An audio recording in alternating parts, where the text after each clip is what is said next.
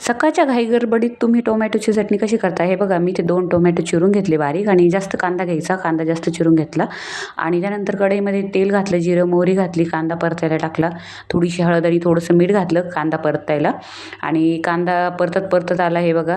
त्याचा कलर बदललेला आहे.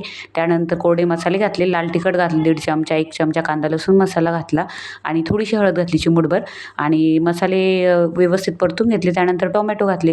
टोमॅटो बारीक चिरायचे, मग बारीक चिरल्याने काय होतं ते पटकन नरम होता आणि त्यानंतर मीठ घातलं आणि मीठ घातल्यानंतर परत परतून घेतलं आणि झाकण ठेवून वाफ काढली टोमॅटो एकदम नरम पडेपर्यंत. त्यानंतर गूळ घातला वरतून थोडासा, साखर पण घालू शकता तुम्ही आणि त्यानंतर कोथिंबीर घातली, कोथिंबीर पण व्यवस्थित परतून घेतली आणि सगळ्यात शेवटी दाण्याचा कूट घातला. दाण्याच्या कुटाने काय होतं, शेंगदाण्याच्या कुटाने लहान मुलं आवडीने खातात, भाज्या थोड्याशा फिक्क्या होतात आणि कधी पण टोमॅटोची चटणी करताना कांद्याची क्वांटिटी जास्त ठेवा, त्याने काय होतं आंबट होत नाही.